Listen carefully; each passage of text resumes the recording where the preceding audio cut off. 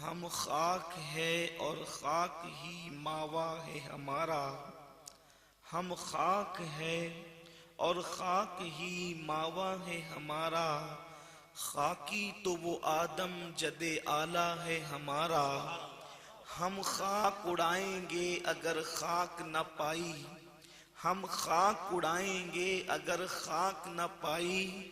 जिस खाक में मदफू शहे वाला है हमारा। जिस खाक में मदफू शहे वाला है हमारा। मेरे प्यारे आका सल्लल्लाहु ताला अलैहि वसल्लम के प्यारे दीवानों, आये करीमा के जिस हिस्से की तिलावत करने का मैंने शरफ हासिल किया है, रब्बे कदीर उसके मुतालिक मुझे हक कहने और आप तमामी हजरात को हक सुनकर उस पर अमल करने और उसे आम करने की तौफीक अता फरमाए। मिंबर पर आने से पहले मखदूम गिरामी सैयद शमसुल हक साहब किबला ने भी हुक्म फरमाया और हमारे नाज़िम जिनकी निज़ामत और निकाबत बड़ी अजीम है माशाअल्लाह, उन्होंने भी हुक्म फरमाया कि मैं अपनी गुफ्तगू को जो है वो तूल दूं। देखिए बात इतनी है कि अल्लाह की तौफीक पर ये बात मुनहसिर है कि मेरा करीम जो चाहे जितना चाहे वो बुलवा ले। अल्लाह मेरी आप सबकी हाजिरी को कबूल फरमाए। मेरे प्यारे आका सल्लल्लाहु ताला अलैहि वसल्लम के प्यारे दीवानों, कायनात के अंदर इस्लाम ही वो मजहब है जिसके अंदर मुकम्मल इंसानियत का दर्स दिया गया है। इस्लाम में बल्कि इस्लाम का उन्वान ही इंसानियत है, कुरान का उन्वान ही इंसानियत है, इसलिए कि जिसमें इंसानियत नहीं वो कभी मुसलमान हो भी नहीं सकता, वो कभी मोमिन हो भी नहीं सकता। मोमिन होने के लिए इंसान होना जरूरी है और इंसान को कुरान मुकद्दस ने इतनी बुलंदी पर पहुंचाया, इतनी अजमतों पर पहुंचाया कि दुनिया की कोई ताकत उसका अंदाजा नहीं कर सकती। इस्लाम ने हमेशा हमदर्दी का दर्स दिया, इस्लाम ने हमेशा अम्न का दर्स दिया, इस्लाम ने हमेशा हुस्ने सलूक का दर्स दिया। मेरे प्यारे आका सल्लल्लाहु अलैहि वसल्लम के प्यारे दीवानों, मेरा अल्लाह फरमाता है वत्तकुल्लाह अल्लज़ी तसाअलूना बिही वल अरहाम इन्नल्लाह काना अलैकुम रकीबा, कि जिस रब की बारगाह में तुम सवाल करते हो उस रब से रिश्तों के मामले में डरते रहो। यानी जिससे जो भी रिश्ता तुम्हारा है उस रिश्ते को निभाने की कोशिश करो। अगर किसी से पड़ोसी का रिश्ता है तो पड़ोसी का रिश्ता निभाने की कोशिश करो। अगर किसी से दोस्ती का रिश्ता है तो उससे दोस्ती का रिश्ता निभाने की कोशिश करो। अगर किसी से अल्लाह अकबर ईमानी रिश्ता है तो उसको निभाने की कोशिश करो। अगर तुमने रिश्तों को न निभाया तो तुमने जो सजदे मस्जिदों में किए हैं वो सजदे तुम्हारे मुंह पर मार दिए जाएंगे। अगर तुमने रोजे रखे हैं तो तुम्हारे रोजे रद्द कर दिए जाएंगे, क्योंकि रिश्तों के बगैर इबादतें कबूल भी नहीं होती। मेरे प्यारे आका सल्लल्लाहु अलैहि वसल्लम के प्यारे दीवानों, इतने बड़े मजमे में यहाँ पर सूफियाए किराम भी मिंबर पर जलवागर है, खानकाई हजरात मौजूद है। मैं आपकी खिदमत में कुछ बातें अर्ज करना चाहता हूँ। इस हिंदुस्तान की सरजमीन पर जितने भी सूफिया तशरीफ लाए हैं, मैं पूरे चैलेंज के साथ कहता हूँ, सरकार गरीब नवाज से लेकर महबूब इलाही से लेकर सरकार बंदा नवाज तक और जितने औलियाए किराम हैं, आप उनकी जिंदगी का जायजा ले लें। वो लोगों के घर तक पहुंचकर कभी ये कहते नहीं थे कि तुम इस्लाम कबूल कर लो। वो इतना प्यार देते थे कि सामने से आने वाला कदमों पे ढेर होकर के कहता, मजहब इस्लाम की तालीम हमने देख ली है, अब हम भी इसके अंदर दाखिल होना चाहते हैं। मेरे प्यारे आका सल्लल्लाहु अलैहि वसल्लम के प्यारे दीवानों, बड़ी माजरत के साथ आज पूरी मेहनत जाहिरी इबादतों पर हो रही है। हम नमाज का कभी इनकार नहीं करते, नमाज अफजलुल इबादत है, नमाज अहम्मुल इबादत है। मेरे नबी ने फरमाया, मन तरक सलात मुतअम्मिदन फक़द कफर, जिसने एक वक्त की नमाज जानबूझकर छोड़ दी वो कुफ्र की हद तक पहुंच गया। मेरे रसूल ने फरमाया, जिसने एक वक्त की नमाज जानबूझकर छोड़ दी उसका नाम जहन्नम के दरवाजे पर लिख दिया जाएगा। लेकिन आपको ये बात भी पता होना चाहिए, रसूल पाक सल्लल्लाहु अलैहि वसल्लम ने कभी किसी के लिए नमाज को मुख्तसर भी किया है। रसूल पाक ने कभी नमाज को किसी के लिए छोड़ा भी है, नफल इबादत को। आइए जरा मदीने मुनव्वरा की जमीन पे चलते हैं और जरा वहां से कुछ दर्स हासिल करते हैं, इंसानियत का दर्स, मोहब्बत का दर्स, उल्फत का दर्स। मेरे प्यारे आका सल्लल्लाहु अलैहि वसल्लम के प्यारे दीवानों, मेरे और आपके नबी मुस्तफा करीम रऊफुर रहीम सल्लल्लाहु अलैहि वसल्लम हुजरे आयशा से निकलते हैं। मैं ये तारीखी वाक़े को और इस हदीस को अपने अल्फाज के जामे में पेश करना चाहता हूँ। हुजरे आयशा से अल्लाह के हबीब निकलते हैं, दिल में तमन्ना ये है, आज मैं इतनी तवील नमाज पढ़ूंगा, नफिल नमाज इतनी तवील पढ़ूंगा कि मैं जब तक चाहूं उस वक्त तक मैं कुरान की तिलावत करूंगा, फिर रुकू तवील होगा, फिर सजदा तवील होगा। अब आप अंदाजा करें, जब साहिबे कुरान खुद कुरान पढ़ते होंगे उस वक्त तो कुरान का अंदाज क्या होता होगा। मेरे प्यारे आका सल्लल्लाहु अलैहि वसल्लम के प्यारे दीवानों, जिसमें कुरान नाजिल हुआ है, वो मुस्तफा जाने रहमत जब खुद कुरान पढ़ते होंगे तो रहमत इलाही उनकी कैसे बलाएं लेती होगी। अल्लाह अकबर। नमाज लाने वाला रसूल जब खुद नमाज पढ़ता होगा उस वक्त नमाज की कैफियत क्या होती होगी। याद रखें, नमाज अदाए मुस्तफा का नाम है। अल्लाह ने पूरे कुरान में 700 मर्तबा नमाज पढ़ने का हुक्म दिया, नमाज कायम करने का हुक्म दिया, मगर वजाहत नहीं की नमाज पढ़ना कैसे है। वो मुस्तफा जाने रहमत की मर्जी पे छोड़ दिया गया।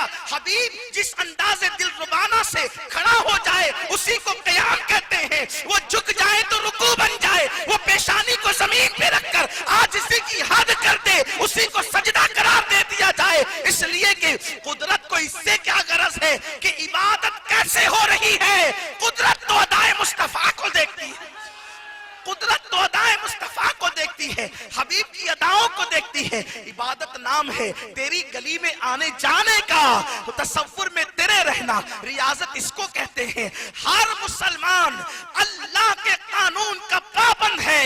नबी जो कर लेते हैं उसी को कानून बना दिया जाता है। अगर दुनिया का कोई कितना भी बड़ा मुफ्ती, कितना भी बड़ा आलिम, कितना भी बड़ा शेख तरीकत अगर 4 रकत वाली नमाज कर 2 रकत पे सलाम फेर दे, नियत 4 की और 2 पे सलाम फेर दे, तो उसको पूरी दुनिया से यही फतवा आएगा, अरब हो या अजम, हर जगह से फतवा ये आएगा। अब आपने 4 रकत की नियत करके जो 2 पे सलाम फेरा है वो कबूल न हुई, दोबारा नियत करें और 4 मुकम्मल अदा करें। ये हर इंसान के लिए कानून, यानी हर मुसलमान के लिए कानून। लेकिन आमिना के लाल तेरी अज़मतों पे कुर्बान, अल्लाह अकबर। मेरे नबी सफरे मदीना मुनव्वरा, सफरे हिजरत में जाते जाते 4 रकत वाली ज़ुहर की नियत करते हैं और ख्याल आता है कि इस यसरब वाले, उस वक्त वो मदीना मदीना ना बना था, यसरब था यसरब। अल्लाह अकबर। मुस्तफा करीम को अल्लाह अल्लाह, मेरे रब ने कैसा करीमाना दिल दिया था, कैसा रहम दिल दिया था। हालत नमाज में ख्याल आता है कि यसरब वाले छतों पे चढ़ करके आंखों पे हाथ रख के दूर तक देखते हैं वो नबी आ रहे हैं या नहीं, वो हबीब आ रहा है या नहीं। तो मेरे रसूल ने जल्दी में 4 रकत वाली नमाज की नियत की और 2 पे सलाम फेर दिया। कुदरत ने ये नहीं कहा हबीब 4 की नियत की थी, 2 पे सलाम फेरा, उठिए और 4 मुकम्मल कीजिए, नहीं, बल्कि कुदरत की तरफ से ये कानून बन गया। तूने तो जल्दी में 2 पे सलाम फेर दिया, अब क़यामत तक जो भी सफर करेगा वो 4 रकत वाली 2 ही पढ़ेगा। 4 रकत वाली 2 ही पढ़े, ये नहीं अरे 2 ज्यादा पढ़े तो सवाब ज्यादा मिले। कहा तेरी रकत से गरज नहीं है, हबीब की अदा प्यारी है, तेरी सीरत तेरी सूरत जमाने से निराली है, तेरी सीरत तेरी सूरत जमाने से निराली है, तेरी हर हर अदा प्यारे दलीले बेमिसाली है, तेरी हर हर अदा प्यारे। आपको अदाओं के लिए दलील की जरूरत है, मुस्तफा करीम की अदाएं ही दलील बन जाया करती है। हम दलील के मोहताज हैं और दलीलें अदाएं मुस्तफा की मोहताज है। तेरी हर हर अदा प्यारे दलीलें बेमिसाल मिसाली। कहां गए वो लोग जो कहते हैं हम नबी की तरह, नबी हमारी तरह नादान। तू 4 रिकत वाली पर 2 पर सलाम फेरे तो तुझ पे फतवा है मौलवी साहब 4 मुकम्मल करें। ये हबीब की अदाएं हैं। कुदरत ने क़यामत तक के लिए कानून बना दिया। मेरे आका अलैहिस्सलाम के दीवानों, मेरा उन्वान वो नहीं है, लेकिन अल्लाह अकबर, मेरे आका सलाम नमाज के लिए हुजरे आयशा से निकले और आज तमन्ना है तवील क़िरात करेंगे, तवील रुकू करेंगे, तवील सुजूद करेंगे। अल्लाह अकबर, वो सुजूद अल्लाह अल्लाह जिसके बारे में डॉक्टर इकबाल कहते हैं ये एक सजदा जिसे तू गिरा समझता है 1000 सजदों से देता है आदमी को निजात। कौन सा सजदा, कौन सा सजदा? पूरी दुनिया में 2.25 करोड़ लोग सजदे कर रहे हैं, उनको लोगों की गदागरी से निजात क्यों नहीं मिलती? सजदा करने वालों को लोगों की गुलामी से आजादी क्यों नहीं मिलती? इकबाल ने कह तो दिया, बड़ा मुफक्किर था वो, कलंदरे लाहौरी था, वो दिन का शायर रात का सूफी था जिसे दुनिया इकबाल कहती है। वो कलंदरे लाहौरी कहता है एक सजदा, ये एक सजदा जिसे तू गिरा समझता है 1000 सजदों से देता है आदमी को निजात क्यों नहीं मिलती? तो इकबाल ने सजदे के लिए कैद लगाई, इश्क तेरा अगर न हो मेरी नमाज का इमाम। इश्क अगर तेरा न हो मेरी नमाज का इमाम, मेरा कयाम भी हिजाब, मेरा सजूद भी हिजाब। फिर वो सजदा हिजाब बन जाता है, वो सजदा तरक्की पर नहीं ले जाता। उम्मत उसी इश्क मुस्तफा से दूर हो गई, इसीलिए सजदे अब उरूज पर नहीं ले जाते, वही हिजाब बन जाते हैं। इसलिए कि नमाज से पहले इमाम इश्क मुस्तफा को बनाना हो, नमाज सुजूद से पहले उस सुजूद के अंदर इश्क मुस्तफा की रूह दाखिल करनी होगी। वरना इकबाल तो यूं कह गए, फलसफा रह गया तलकीन गजाली न रही, रह गई रस्म अज़ा रूह बिलाली न रही। मोमिन की अजान वो थी अगर मुर्दे सुन लेते थे तो जिंदा हो जाते, मुर्दों पे अजान पड़ी जाती थी तो जिंदगी मिल जाती थी। आज तो लोग अजान सुनकर मस्जिद तक भी नहीं आते, वो अजान को काफिर सुन लेते थे तो ईमान की दौलत नसीब हो जाती थी। आज मस्जिद तक लोग नहीं आते, क्यों? अजान तो है, रूह बिलाली नहीं, फलसफा तो है, तलकीन गजाली नहीं है। और वो तलकीन गजाली क्या थी? वो तलकीन गजाली क्या थी? होटलों पर बैठकर नबी पर बहस करने वालों से पूछो वो तलकीन गजाली क्या थी? महफिलों के अंदर चीख पुकार करके रसूल पाक की अजमत पर एतराज करने वालों से पूछो वो तलकीन गजाली क्या थी? तलकीन गजाली किस चीज का नाम है? तो आओ, गजाली की जवानी अभी बुढ़ापे की बात नहीं करता, तलकीन गजाली की इब्तिदा की बात करता हूं। बचपना है गजाली का, मदरसे में आए हैं, उस्ताद ने पूछा गजाली तेरा असल नाम क्या है? चुप रहे, जवाब न दिया। उस्ताद ने फिर कहा तेरा असल नाम बता गजाली, बेटे नाम बता। चुप रहे, जवाब न दिया। तीसरी मर्तबा उस्ताद ने कहा अपना नाम बता। उस्ताद ने कहा सबक नहीं पूछता, क्योंकि सबक कोई भूल जाता है, नादान नाम भी कोई भूलता है। उस्ताद ने उठाई छड़ी, पिटाई कर दी, उठ करके गए रोते हुए, वुजू करके आए और आकर कहते उस्ताद मेरा नाम मोहम्मद है, मेरे अब्बा का नाम भी मोहम्मद है और मेरे दादा का नाम भी मोहम्मद है। मोहम्मद इब्ने मोहम्मद हूँ। मोहम्मद मेरे दादा का नाम, मोहम्मद मेरे बाप का नाम, मोहम्मद मेरा नाम। उस्ताद ने कहा पहले बताता मार खाने से बच जाता। कहा उस्ताद करूं क्या? माँ ने सिखाया नाम मोहम्मद कभी बेवुजू नहीं लेना। मार खाना गवारा हुआ, नाम मोहम्मद बेवुजू लेना गवारा न हुआ। जिसका बचपना ये है उसकी जवानी क्या होगी, और जिसकी जवानी ये हो उसकी रूहानियत के शबाब का आलम क्या हो। फलसफा रह गया तलकीन गजाली, ये तलकीन गजाली है। तलकीन गजाली इसका नाम। इस्लामी स्कॉलर बनकर एजुकेशन पे गुफ्तगू करके कौम को तरक्की पे नहीं ले जाया जा सकता। एजुकेशन अपनी जगह, दौलत अपनी जगह, तरक्की अपनी जगह, लेकिन सबसे बड़ी तरक्की की जो जाने तरक्की है, जिसने अरब के सहरा नशीनों को कैसरो किसरा का ताजदार बनाया है, वो यही है जिसे इश्क मुस्तफा कहते हैं। इश्क अगर तेरा ना हो, मेरी नमाज का इमाम, मेरा कयाम भी हिजाब, मेरे सुजूद भी हिजाब, मेरा उन्वान ये भी नहीं है। लेकिन बात आई तो मैंने अर्ज कर दिया, मेरे प्यारे आका अलैहिस्सलाम के प्यारे दीवानों, आमिना का लाल अब्दुल्ला का दुर्र यतीम हुजरे आयशा से निकला है और आका की तमन्ना है आज तवील नमाज पढ़ेंगे, तवील रुकू करेंगे, तवील सजूद करेंगे। और उसके बाद मेरे नबी ने जैसे ही नमाज शुरू की, दूर से एक नन्हे से बच्चे की रोने की आवाज आई। अब जरा दिल के कानों से सुनना, जरा तवज्जो के साथ सुनना, नौजवान बूढ़े बच्चे सब, मर्द औरतें सब, थोड़ा सा अब तवज्जो लगाएं, कान लगाएं, दिल के कानों से सुने, इसलिए कि खतीब खिताबत के जौहर दिखाता है। मैं कोई खतीब नहीं, अदीब अदबी जवाहिर पारे बिखेरता है, मैं कोई अदीब नहीं। सूफी तसव्वुफ का रंग चढ़ाता है, मैं कोई सूफी नहीं। आलिम आलिमाना वकार के साथ गुफ्तगू करता है, मैं कोई आलिम नहीं। मैं तो बस एक कादरी फकीर हूँ, उस दर का कुत्ता हूँ और कुछ उसी दर की खैरात आपके दिल में भी मुंतकिल करना चाहता हूँ। जरा तवज्जो के साथ मेरी बात को सुनना। ये किसी फकीर की आहें हैं, ये किसी खतीब की खिताबत नहीं है। आमिना के लाल ने जैसे ही नन्हे से बच्चे की रोने की आवाज हुजूर के कानों में आई है, हुजूर तवील किरत करना चाहते हैं, मगर आमिना के लाल ने उस बच्चे के रोने की आवाज को सुनकर अपनी किरत को मुख्तसर किया, अपने रुकू को मुख्तसर किया, अपने सुजूद को मुख्तसर किया और नमाज ही मुकम्मल मुख्तसर कर दी। और नमाज मुख्तसर करके मेरे रसूल उस आवाज की तरफ चलने लगे,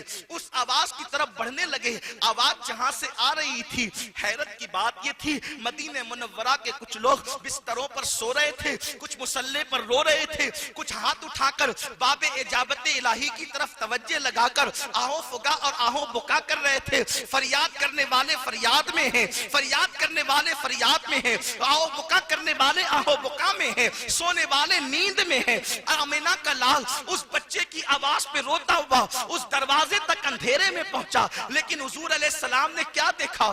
जिस दरवाजे के अंदर से वो रोने की आवाज आ रही थी, वो हुजूर के किसी गुलाम का दरवाजा न था, बल्कि वो दरवाजा एक यहूदी का दरवाजा था, जिसके अंदर से रोने की आवाज आ रही थी। आमिना के लाल अब्दुल्ला के जिगर पारे, अब्दुल्ला के दुर्र यतीम, हम बेकसों के सहारे अनीस से बेकसा ने दरवाजे पे दस्तक दी। अंदर से आवाज आई, कौन हो इतनी रात को? मेरे नबी ने फरमाया, मोहम्मद इब्ने अब्दुल्ला हूँ। आपका मेरे दरवाजे पे काम क्या है? तल्ख लबो लहजे में जवाब आया, इतनी रात को मेरे दरवाजे पे आपका काम क्या है?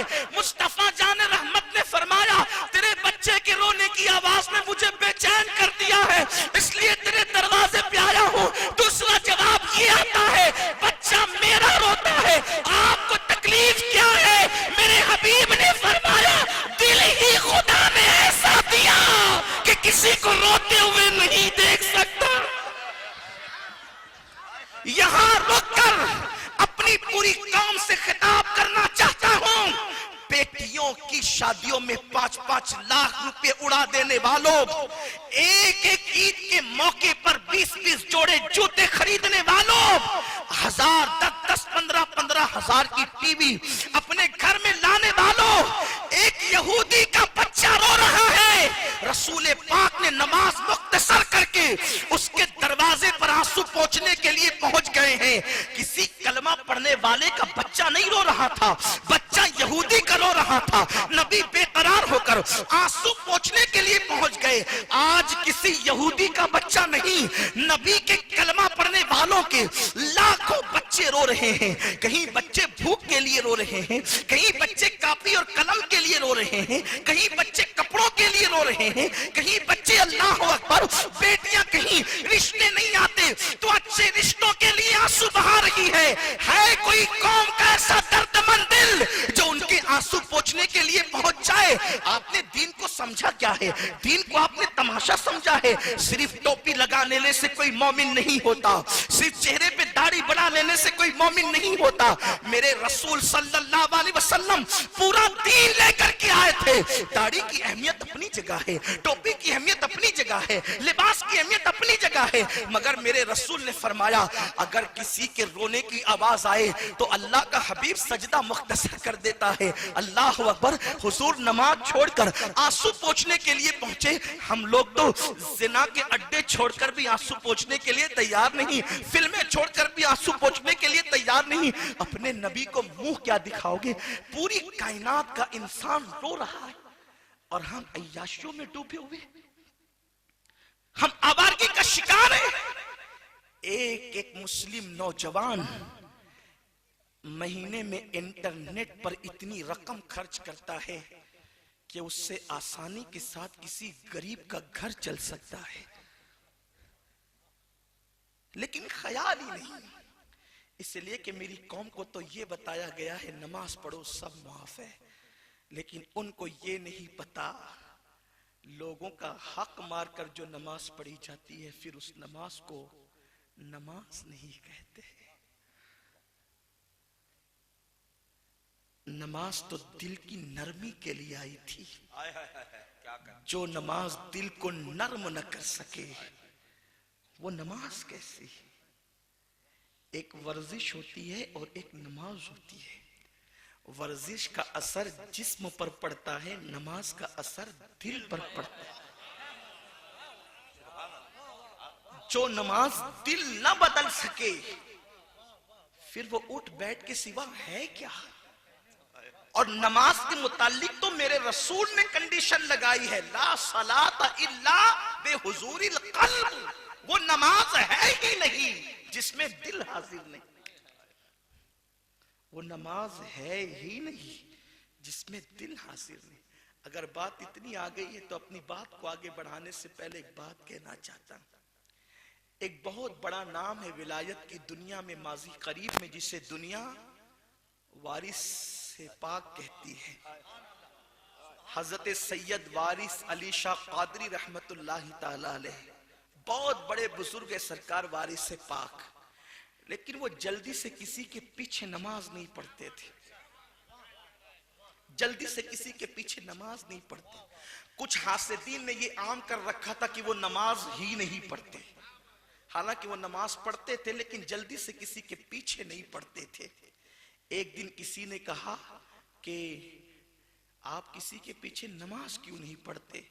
फरमाया कि खड़ा होता हूं लोगों के पीछे, लेकिन क्या करूं, कभी वो बकरी के चारे के लिए चारे वाले की दुकान पे पहुंचता है, तो कभी किराना दुकान पे पहुंचता है, तो कभी दूध वाले की दुकान पे पहुंचता है।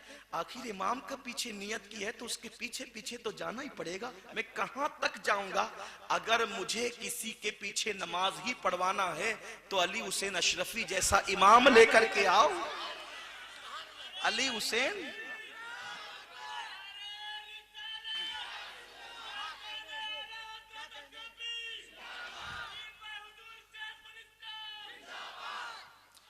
जैसा इमाम लाओ जिसका हाल ये हो कि फिर वो तहरीमा कहे तो जिसका नाम ले उस रब तक पहुंचा दे। ला सलाता इल्ला बेहुजूरिल क़ल्ब, हमारे बुजुर्गों की शान ये थी। तो अर्ज ये कर रहा था हुजूर एक बच्चे के, वो यहूदी बच्चे के आंसू पूछने के लिए पहुंचे, लेकिन कुर्बान जाए जब तल्ख लबो लहजे में जवाब आया। याद रखना अहले हक का इम्तिहान हमेशा तलखियों से होता है, लेकिन हक वालों की शान ये है वो तलखी का जवाब तलखी से नहीं देते। अगर तलखी का जवाब तलखी से दिया जाए तो तलखियां डबल हो जाएगी। वो तलखी का जवाब शीरी लबो लहजे में देते, वो तलखी का जवाब मिठास से देते हैं ताकि मिठास से तलखी का असर खत्म हो जाए। और याद रखना जब भी तलखियों में जवाब मिठास से दिया गया है तो हमेशा जीत मिठास की हुई है, तलखियों को कामयाबी कभी नसीब नहीं हुई। और हुजूर अलैहिस्सलातु व तस्लीम फरमाते हैं जब भी बोलो तो कलाम शीरी बोलो, किसी का दिल जीत लो, इसलिए कि खुदा ने हर वजूद के अंदर हड्डी रखी है मगर जबान में अल्लाह ने हड्डी नहीं रखी, उसको नरम रखा है। क्यों? ताकि तुम्हें पता चले जबान से नरमियां बिखेरा करो, सख्तियां ना बिखेरा करो। और आका फरमाते हैं तुम्हारी जबान इतनी मीठी हो, हुजूर फरमाते किसी जन्नती को देखना है तो उसकी जबान इतनी मीठी होगी कि कोई एक मर्तबा मिले तो हटने से पहले पहले दूसरी मर्तबा मिलने की तमन्ना करेगा। मिठास कही। उसने कहा बच्चा मेरा रोता आपका बिगड़ता क्या? मेरे नबी ने फरमाया दिल ही खुदा ने ऐसा दिया है कि किसी के आंसू नहीं देख सकते। सरे बाली उन्हें रहमत की अदा लाई है, हाल बिगड़ा है तो बीमार की बन आई है। उनकी जुल्फे नहीं रहमत की घटा छाई है, उनके अबरू नहीं दो किबलों की यकजाई है। मेरे हबीब ने जब ये जुमला का दरवाजा खुल गया, कहा बात इतनी है मेरा शौहर तवील अरसे से सफर में गया है और अब चिराग का तेल भी खत्म हो गया है, चिराग बुझने से घर में अंधेरा है, अंधेरे की वजह से बच्चा रोता है। मेरे नबी ने फरमाया रुक जा। हुजूर अपने घर गए, अपने घर का चिराग लाकर सिराजे मुनीर ने उसके घर में अपना चिराग रखा। कुर्बान तो जाएं, यहूदियों के साथ ये सुलूक मेरे मुस्तफा का है। मैं आपसे पूछना चाहता हूँ सिर्फ तस्बीह के दाने हिलाने का नाम इस्लाम नहीं है, अपने घर में अंधेरा करके दूसरे घर में उजाला करना इसका नाम इस्लाम है। हम ये इस्लाम कब सीखेंगे? अल्लाह अकबर। सिराजे मुनीर ने अपने घर का चिराग उसके घर में ला के रखा, जैसे ही चिराग रोशन हुआ बच्चे ने रोना बंद किया, मेरे नबी के लबों पे मुस्कुराहट खेलने लगी। यूं मुस्कुराए जान सी कलियों में पड़ गई, यूं लब कुशा हुए के गुलिस्ता बना दिया। कायनात के हबीब ने मुस्कुराया, पूरी कायनात मुस्कुरा उठी और फिर मेरे सरकार अपने घर तशरीफ ले गए। हुजूर ने फिर जो करना था वो किया। सुबह हुई, इत्तेफाक वो शख्स वापस आ गया। उसी सुबह को बीवी से पूछा एक चिराग छोड़ गया था, दूसरा आया कहां से? उसने पूरी रात की दास्तान बयान की कि हुजूर ने अपने घर का चिराग हमारे घर में रखा। उसने कहा सारे काम बाद में होंगे, चलो चलकर मोहम्मद का चिराग वापस करते हैं। बीवी को साथ लिया, बच्चे को साथ लिया और चिराग जब वापस करने के लिए गया तो हाथ जोड़कर कहता है मुस्तफा करीम आपने रात को चिराग अपने घर का जलाकर मेरे घर की तारीकी दूर की है, अब जरा ईमान का चिराग जलाकर के दिल की तारीकी भी दूर फरमा। हुजूर अलैहिस्सलातु व तस्लीम ने इस तरह लोगों को इस्लाम के करीब किया। मेरे प्यारे आका अलैहिस्सलाम के प्यारे दीवानों, हैरत की बात है हम किसके साथ ये सलूक कैसे कर सकेंगे जबकि हम अपने मुसलमान पड़ोसी के घर उसको खुश करने की कोशिश नहीं करते, हम अपने सगे भाई का हक अदा नहीं करते। औरों को तो छोड़ो, बात को समेटते हुए अर्ज करूं, जो माँ बाप का हक अदा न करें वो किसका हक अदा करें? आज का नौजवान माँ बाप को जितना तरसा रहा है, जितना तड़पा रहा है, शायद माजी में कभी ऐसा हुआ हो। आज के नौजवान अपने माँ बाप को घर का कचरा समझते हैं। आज के नौजवान अपने बाप को अब्बू जान कहने में भी शर्माता है।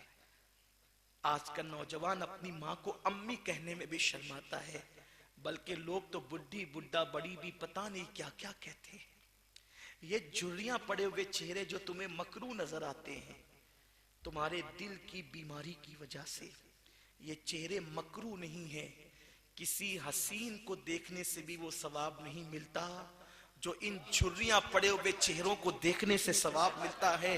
मेरे महबूब मुस्तफा जाने रहमत ने फरमाया जो माँ का चेहरा प्यार से देख ले अल्लाह उसे एक मकबूल हज का सवाब अता फरमा देता है। बड़ी माजरत के साथ आज मेरे नौजवान दोस्तों पर तो खर्च करते हैं, माँ बाप पे खर्च नहीं करते। बड़ी माजरत के साथ हम कव्वालियों की महफिल में, नातों की महफिल में हजारों उड़ा देते हैं ताकि लोग देखें कि हम कितने बड़े आशिक रसूल हैं। मैं ये नहीं कहता कि नात सुन के नजराना नहीं देना चाहिए, नात सुनकर नजर पेश करना ये मेरे नबी की सुन्नत है, दिया करो। लेकिन जो घर में माँ को ये डांट करके आया है चुप रहे, तुझे कितना दवा खाने के लिए पैसा दूं, और अगर वो माँ को यूं डांट कर आया है और अब नात में और सिमा की महफिल में पैसे दे रहा है, तो आप बताएं क्या उसका ये देना कबूल होगा?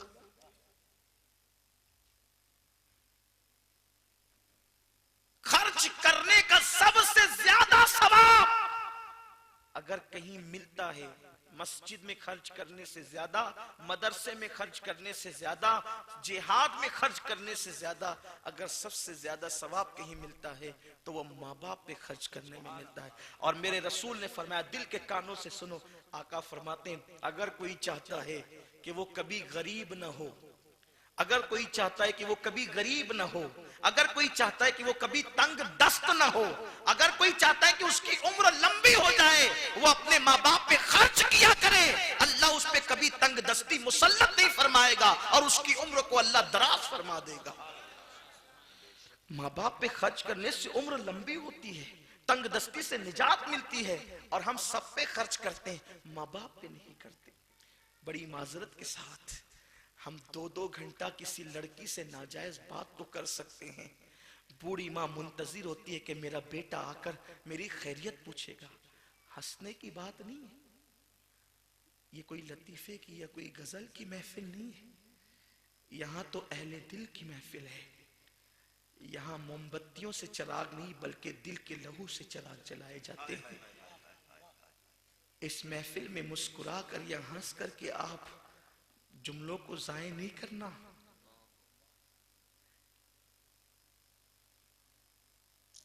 ये बज़्म में, ये जो बज़्म है ये मुस्तफ़ा जाने रहमत की बज़्म है। यहाँ फरिश्ते सर पे साहिबान किए होते हैं। ये दिल को बहलाने की महफिल नहीं है, ये गुलो बुलबुल की बातें करने की महफिल नहीं है। यहाँ तो हालात पर आंसू बहाने का वक्त है। 2-2 घंटा लड़कियों से गुफ्तगू हो रही है, उनको मनाया जा रहा है। माँ इंतजार करती मेरा बेटा आएगा, मेरी खैरियत पूछेगा। बेटे के पास वक्त नहीं माँ से खैरियत पूछ सके, बल्कि अब तो हालात ये हैं जैसे शादी हुई माँ बाप को छोड़ा और निकल गए। दौलत आई तो माँ बाप से छुपाते हैं। मैं सोचता हूं एक दिन वो था जब कोई घर में अच्छी चीज आती थी तो हमारी माँ हमारे लिए छुपा कर रखती थी।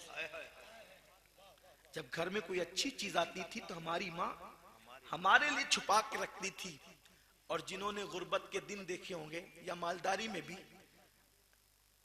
4 मिठाई के टुकड़े आए हैं और 5 लोग खाने वाले हैं, जिसमें से 5वीं माँ है, तो माँ चारों को तकसीम करती है। जब बच्चों में से कोई वफादार बेटा कहते हैं अम्मी तुम, तो माँ कहती है बेटा मुझे मिठाई पसंद नहीं है, तुम खा लो।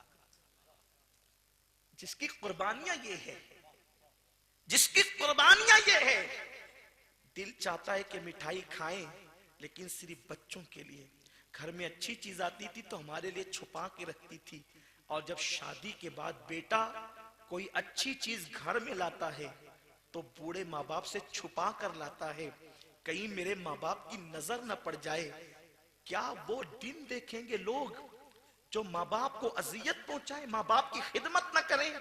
और सुनो, आज अगर तुमने अपने माँ बाप को अजियत पहुंचाई, तुम्हारी औलाद इससे बढ़कर तुम्हें अजियत पहुंचाएगी। और अगर तुमने अपने माँ बाप की खिदमत की, इससे बढ़कर तुम्हारे औलाद तुम्हारी खिदमत करेगी। और याद रखना, बस 2 बातें अर्ज करके अपनी गुफ्तगू समेटना चाहता हूं। अगर माँ बाप नफल हज के लिए मना कर दें तो बुजुर्गों ने फरमाया कि फिर नफल हज के लिए जाना तुम्हारे लिए जायज नहीं। एक वाकया नजरों से गुजरा, उसको अपने अल्फाज के जामे में अपने नौजवानों के लिए अर्ज करूं। आज माँ बाप की बात को कोई अहमियत ही नहीं देता, बल्कि बड़ी माजरत के साथ उस वाक़े की तरफ जाने से पहले अर्ज करूं कि वो बहुत पारसा समझते हैं अपने आप को और बहुत माँ बाप का खिदमत गुजार समझते हैं, जो माँ बाप को रोटी कपड़ा और मकान दे देते हैं। समझते हैं हमने बहुत बड़ी खिदमत की। रोटी कपड़ा और मकान तो लोग अपने नौकरों को भी देते हैं, दरवाजे पे बैठने वाले कुत्ते को भी रोटी दी जाती है। अगर हमने माँ बाप को रोटी कपड़ा मकान दिया तो क्या एहसान किया। इस्लाम में माँ बाप का फर्मा बरदार बेटा सिर्फ वो है जिसको इस्लाम फर्मा बरदार करे। और कौन है फर्मा बरदार माँ बाप का? सुनो इस्लाम का कानून क्या है। इस्लाम कहता है माँ बाप के जो आगे चलता है बिला उज़्र शरई, उस बेटे का शुमार भी माँ बाप के नाफरमानों में होता है। अगर रात का वक्त है तो अंधेरे में वो गिर ना जाए, कांटा ना चुभ जाए, उनकी इजाजत से उनके आगे चल सकता है, बिला उज़्र शरई उनके आगे आगे नहीं चल सकता, वरना नाफरमानों में शुमार होगा। और जो माँ बाप का नाफरमान होगा, अल्लाह के रसूल फरमाते वो जन्नत की खुशबू भी नहीं सूंघेगा। हत्ता कि अगर शहीद हो जाए वो शहीद, मेरे आका फरमाते जन्नत में नहीं जाएगा, शहीद होकर भी जन्नत में नहीं जाएगा, लेकिन चूंकि शहीद हुआ है इसलिए जहन्नम में भी नहीं जाएगा। जन्नत और जहन्नम के दरमियान एक मकाम है जिसको आराफ कहते हैं, उस मकाम में आराफ में रखा जाएगा। शहीद होकर भी जन्नत नहीं मिलेगी अगर माँ बाप नाराज है तो। माँ बाप के आगे चलने वाला नाफरमान है। अरे जो आगे नहीं चल सकता, हर बात आज उन पे थोप रहे हो। अरे तुम्हें क्या समझता है, तुम्हारा दौर गया, तुम्हारा पुराना दौर था। ये बातें कही जाती, ये बातें बोली जाती है। माँ बाप की खुशी के लिए करोड़ों नुकसान उठा लो, कभी नुकसान नहीं होगा। बात तो जो करना चाहता था, लेकिन अब बात कुछ और सामने आती है। माँ बाप की खुशी के लिए करोड़ों नुकसान उठा लो, नुकसान नहीं होगा। अब बड़ी प्यारी सी बात जहन में आती है दलील के तौर पे। हजरत मखदूम माहिमी का नाम सुना है? हजरत मखदूम माहिमी का नाम, इनकी तमन्ना थी बचपने में कि मैं बड़ा आलिम बनूं। माँ के पास है, अम्मी मैं आलिम बनना चाहता हूं। माँ ने कहा बेटा आलिम बनने के, क्योंकि आजकल के दौर की तरह मदरसे जगह जगह नहीं थे ना। आज तो हमारे उलमा सूफिया की बड़ी काविशें, कोशिशें कि जगह जगह शहर शहर करिया करिया मदारिस है, बड़े बड़े मदरसे। वहाँ हिंदुस्तान में उस वक्त तो बुखारा समरकंद जाना होता था, दूर दूर जाना होता था। मखदूम माहिमी ने कहा अम्मी आलिम बनना है। अब बेटे तेरे बगैर रह नहीं सकती, तूने आलिम बनने के लिए समरकंद बुखारा जाएगा, तेरे सिवा कौन है मेरा, मैं नहीं रह पाऊंगी, तूने नहीं जाना, अल्लाह तुझे आलिम बना देगा। ओहो, कोई बगैर पढ़े भी आलिम बनाए। लेकिन माँ के कहने पे सोचा, माँ का कहना तोड़ के जाऊंगा तो नाफरमान हो जाऊंगा।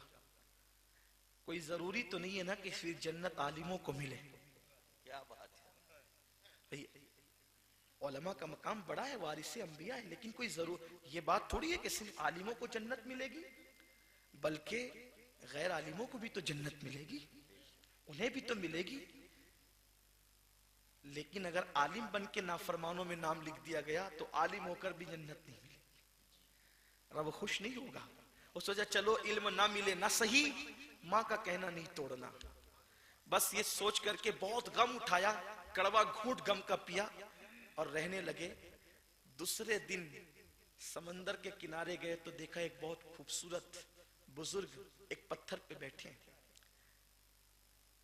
कहा अली इधर आओ। जैसे ही ये गए तो कहा कि जानते हो मैं कौन हूं? नहीं जानता। कहा कि मैं खिजर हूं और तुमने माँ के साथ जो वफा की है, खुदा को वादा बड़ी पसंद आई है। अगर माँ का कहना तोड़ के जाते तो समरकंद और बुखारा के उलमा से पढ़ते, लेकिन माँ के कहने पे रुक गए तो तुम्हें पढ़ाने के लिए अल्लाह ने मुझे भेजा है। मैं तुम्हें पढ़ाऊंगा, मैं तुम्हें पढ़ाऊंगा। रोजाना फजर के बाद आया करना, पढ़ा कर, लेकिन खबरदार अगर ये राज किसी को बता दिया तो फिर उस दिन से न आऊंगा। कहा बहुत अच्छा। जाने लगे, पढ़ने लगे, जाने लगे, पढ़ने लगे। वो माँ वलिया थी, ताखीर से घर पहुंचते थे। एक दिन दो दिन नजरअंदाज किया, चंद दिन नजरअंदाज किया। कहा अली मेरे बेटे तू इतनी देर तक रहता कहाँ? कोई गलत दोस्तों की सोहबत तो नहीं? बता कहाँ जाता है? खिजर का ख्याल आया। कहा था कि अगर ये राज किसी को बताओगे तो नहीं आऊंगा। अब कहा अगर छुपाता हूं राज, तवज्जे, अगर राज छुपाता हूं तो माँ का दिल दुखता है कि आखिर मुझसे भी बेहतर कोई मिल गया कि मेरा बेटा मुझसे वो राज छुपाता है। माँ का दिल दुखता है। और राज बताता हूं तो कल से खिजर नहीं आता है। अब क्या करूं? एक तरफ माँ का दिल है, दूसरी तरफ जनाब खिजर की तालीम है। फिर सोचा खिजर ना आए ना आए, माँ का दिल ना दुखाऊंगा, माँ से बात ना छुपाऊंगा। फिर कह दिया अम्मी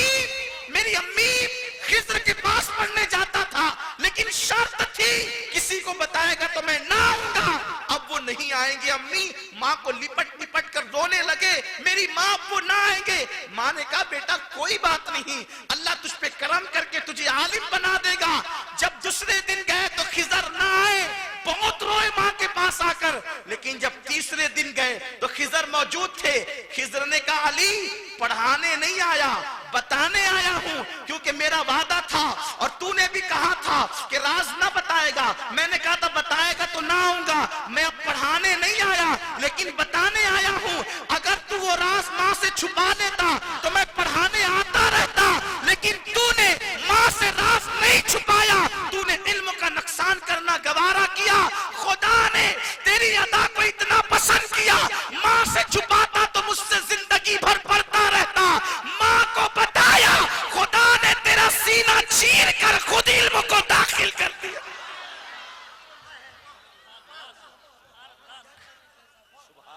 कौन सी बातें छुपाते हो तुम माँ बाप से? पैसे, प्लाट, जायदाद, वहां तो कितना बड़ा नुकसान लिया है, कितना बड़ा नुकसान। जानते हैं हिंदुस्तान का वो एक अजीम वली है, आज भी मिस्र के जामियातुल अजहर में मखदूम माहिमी की तफसीर पढ़ाई जाती है। आज भी पढ़ाई जाती है, आज भी पढ़ाई जाती है। ये है वालिदैन के साथ उसने सलूक का अजीम समरा, जिससे हम कोसों दूर हैं। हाजी साहब हो गए, नमाजी साहब हो गए, लेकिन माँ बाप को तरसाना नहीं छोड़ा। तो जो माँ बाप के आगे चले उनका शुमार माँ बाप के नाफरमानों में होगा। दिल कहता है रुकिए, शौक कहता है आगे बढ़िए। मखदूम साहब की नसीहत कहती है कि आगे बढ़िए, नाजिम साहब का इसरार कहता है कि आगे बढ़िए, और कल की जिम्मेदारियां कहती है कि यहीं रुक जाइए। लेकिन अब सुनिए बात, और बात आती है। मेरे उस्ताद हुजूर अताए मुफ्ती आजम अमीर सुन्नी दावत इस्लामी फरमाते हैं कि जब तकरीरों के निकात अच्छे आते हैं तो ये तुम्हारा फन नहीं होता, ये तुम्हारे साथ बैठने वाले अल्लाह वालों का फन होता है, उनके जरिए करम होता है। यहाँ इसादात मौजूद है ना, तो फिर बात भी एक खास जहन में आती है। माँ बाप अगर खड़े हों, आप बैठ जाएं तो बेअदब नाफरमानों में आपका शुमार है। वो खड़े हो तो आप बैठ नहीं सकते, वो नीचे बैठे हो तो आप ऊपर नहीं बैठ सकते, वरना नाफरमानों में शुमार होगा। सिर्फ खाना खिलाकर नहीं छूट सकते हैं आप, सिर्फ बीमारी में दवा देकर के आप नहीं छूट सकते। ये उनका एहतराम है, बादशाहों की तरह उनका एहतराम होना चाहिए। और आप जानते हैं माँ बाप खड़े और आप बैठे रहे तो नुकसान क्या है? हश्त बहिश्त के अंदर भी ये रिवायत मौजूद है, लेकिन मैं इसको जहां से पढ़ रहा हूँ वो इमाम हुमैदी से पढ़ रहा हूँ। इमाम हुमैदी उस मुहद्दिस का नाम है जिससे इमाम बुखारी हदीस लेते हैं। इमाम हुमैदी ने लिखा है, अब जरा तवज्जो से सुने, हालांकि हश्त बहिश्त में भी मौजूद है, लेकिन इमाम हुमैदी का हवाला पढ़ रहा हूँ, क्योंकि हश्त बहिश्त को तो हम अहले सुन्नत मानते हैं, सूफिया के मानने वाले मानते हैं, लेकिन हुमैदी को तो सभी मानते हैं, इमाम बुखारी जिनसे हदीस लेते हैं। अब हुमैदी ने जो लिखा है वो बात क्या है, तवज्जो से सुने। बाप खड़ा हो, बेटा बैठा हो तो नुकसान क्या है? सिर्फ इतनी बात अगर आपके समझ में आए तो शायद आज की महफिल कामयाब हो जाए। हजरत याकूब अलैहिस्सलाम यूसुफ अलैहिस्सलाम की जुदाई में इतना रोए, इतना रोए, इतना रोए कि आंखें चली गई। 50 साल के बाद कमोबेश हजरत यूसुफ अलैहिस्सलाम से हजरत याकूब अलैहिस्सलाम की मुलाकात हुई। यूसुफ अलैहिस्सलाम बहुत मुसीबतों से गुजरे। सौतेले भाई उठा के ले गए, कुएं में डाल दिया, मारा पीटा, फिर कुएं से निकाले गए तो खोटे सिक्कों के बदले बेच दिया, फिर मिस्र के बाजार में बिके, फिर उसके बाद 10 साल तक के कैद खाने में, मिस्र के कैद खाने में रहे, फिर खुदा ने बादशाह बना दिया।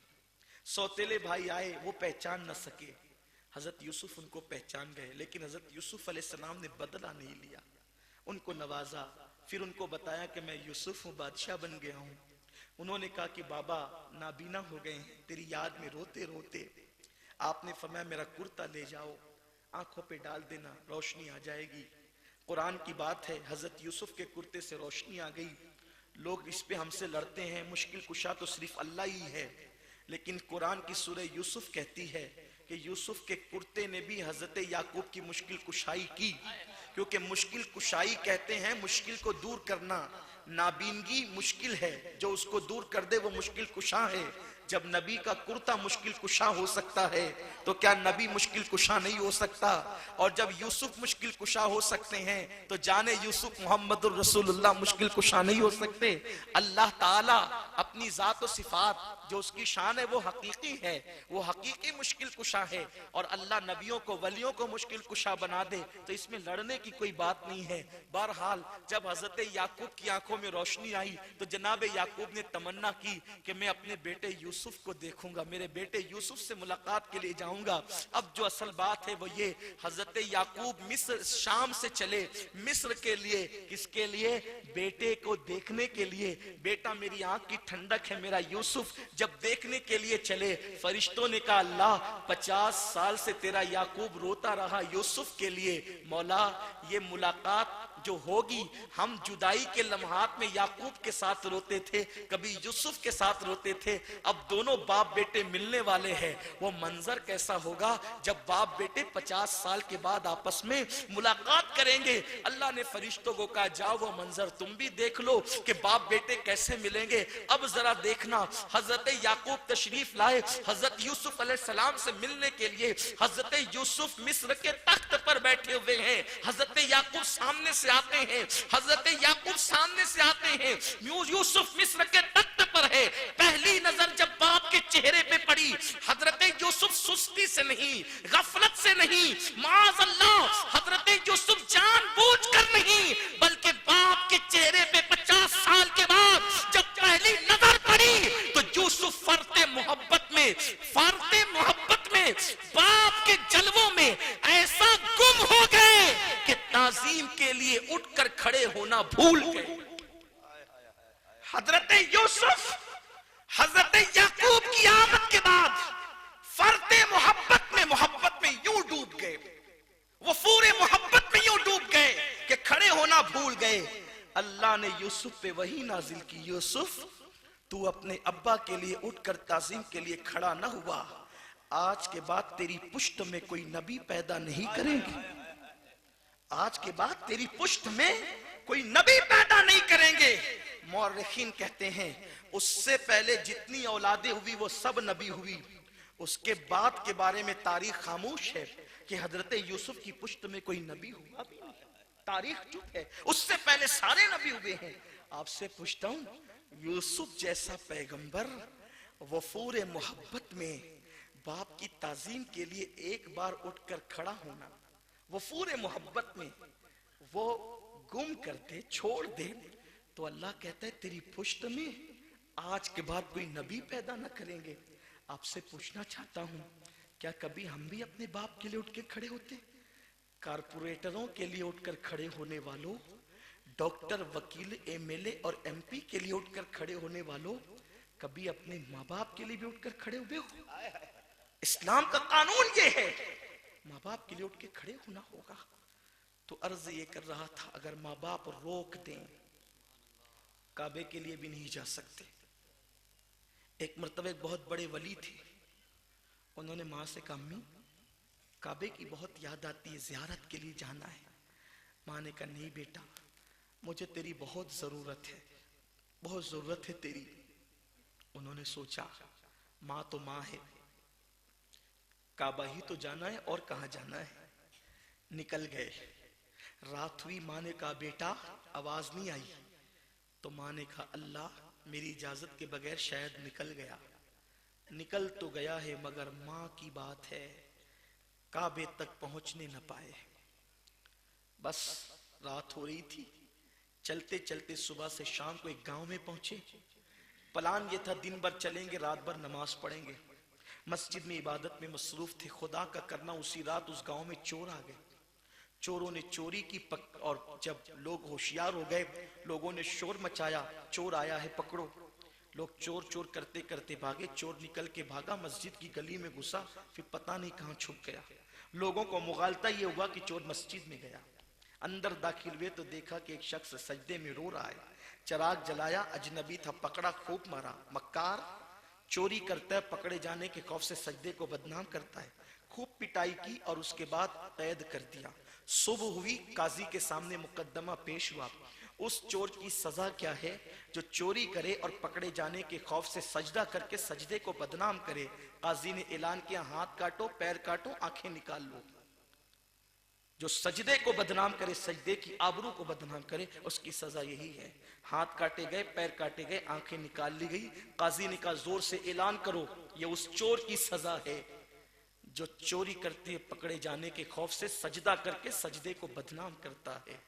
जब किसी ने ऐलान किया तो उस बुजुर्ग ने कहा, ए ऐलान करने वाले, ये ऐलान मत कर कि ये उस चोर की सजा है जो पकड़े जाने के खौफ से सजदा बदनाम करता है, बल्कि ये ऐलान कर, ये उस काबे को जाने वाले की सजा है जो मां की इजाजत के बगैर काबे को जा रहा था। जो मां की इजाजत के बगैर काबे को जा रहा था, ये उसकी सजा है, ये ऐलान कर ताकि लोगों को इबरत हो जाए। लोग हैरान हुए, आप कौन है? बताया तो लोगों ने पहचान लिया, अरे ये तो बाजू के गांव के एक बहुत बड़े बुजुर्ग हैं। लोगों ने सोचा, अब अगर पता चलेगा बाजू वालों को, गांव वालों को, तो हमारे गांव की ईंट से ईंट बजा देंगे। उन्होंने कहा, जब रात हो तो इंतजार करो, चुपके से उस गांव में डाल करके आ जाओ ताकि किसी को पता न चले। चुपके से ले गए, डाल दिया। अब डाल दिया तो रात के वक्त तो माँ कहती थी, अल्लाह मैंने बद्दुआ तो कर दी कि काबे तक पहुंचने ना पाए, मगर बेटा किस हाल में होगा मौला, मुझे जल्दी से मेरे बेटे से मिला दे। अगर यहाँ माए हैं और बाप है तो मैं उनसे कहता हूँ, उनसे भी कहता हूँ, खुदा के लिए औलाद कुछ करे उनको कभी बद्दुआ नहीं देना, उनके लिए हमेशा दुआ करना। जो औलाद को बद्दुआ देते हैं वो उनको तबाह कर देते हैं। और आपसे कहता हूँ, कभी किसी की बद्दुआ नहीं लेना, और माँ बाप की तो खास तौर पर न लेना। मेरे नबी ने फरमाया, जिसके लिए पूरी कायनात दुआ करे और माँ बाप बद्दुआ करे तो अल्लाह पूरी कायनात की दुआ रद्द कर देगा और माँ बाप की बद्दुआ कबूल कर लेगा।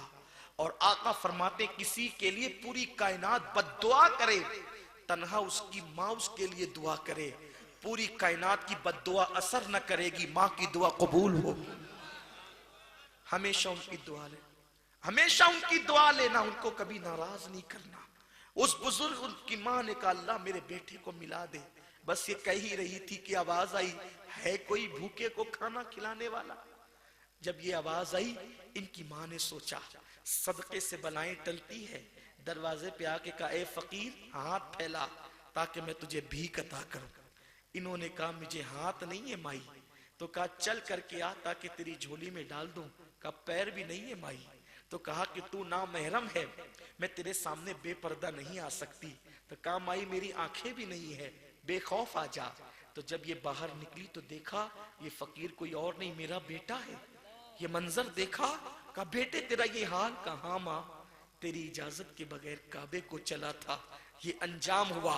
माँ माँ होती है, ममता तड़प गई, ममता तड़प गई। अर्ज की, मौला मेरा दुख भी दूर कर दे, इसका दुख भी दूर कर दे। ये जुमले निकलना थे, माँ भी गिरी, बेटा भी, दोनों की रूह परवास कर गई। ये माँ है। और आपको बताऊं, मैं बात अब मुकम्मल खत्म करने की इजाजत चाहता हूं इस एक वाक़े पर। अल्लामा इब्नुल जौज़ी के हवाले से एक वाक़या पढ़ता हूं।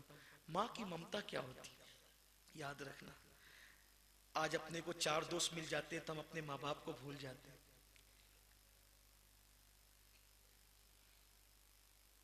लोग मिल जाते हैं तो इनको कभी मत भूलना। हर मोहब्बत के पीछे कोई ना कोई मकसद होता है। सिर्फ माँ बाप होते जिनकी मोहब्बत बेलोस होती है, उसके पीछे कोई मकसद नहीं। हर जगह रियाकारी हो सकती है, यहाँ रियाकारी नहीं है। हम किसी काबिल नहीं थे तो भी ये प्यार करते थे। आज कोई खतीब से प्यार करता है उसकी खिताबत की वजह से, किसी कारी से प्यार करता है उसकी क़िरत की वजह से, किसी आलिम से प्यार करता है उसके इल्म की वजह से, किसी नकीब से प्यार करता है उसकी नकाबत की वजह से, पीर से प्यार करता है उसके ज़ुहद व तक़वा की वजह से। माँ बाप इन सब चीजों को नहीं देखते, वो तो ये देखते मेरी औलाद है, और वो दिल से प्यार करते, उनसे कभी रिश्ता टूटता भी नहीं, वो कभी रियाकारी नहीं करते, बहुत पक्की मोहब्बत करते, उनसे रिश्ते टूट भी नहीं सकते, क्योंकि उनकी ममता क्या ममता है। अब जरा दिल के कानों से सुनो, माँ की ममता किसे कहते हैं, माँ की ममता क्या है। अल्लाह अकबर। अल्लामा इब्नुल जौज़ी एक वाक़या लिखते हैं। वाक़या ये है कि हज़रत मालिकुद दीनार एक मर्तबा हज के लिए गए, हज के लिए पहुंचे तो देखा कि लाखों लोग काबे का तवाफ कर रहे हैं।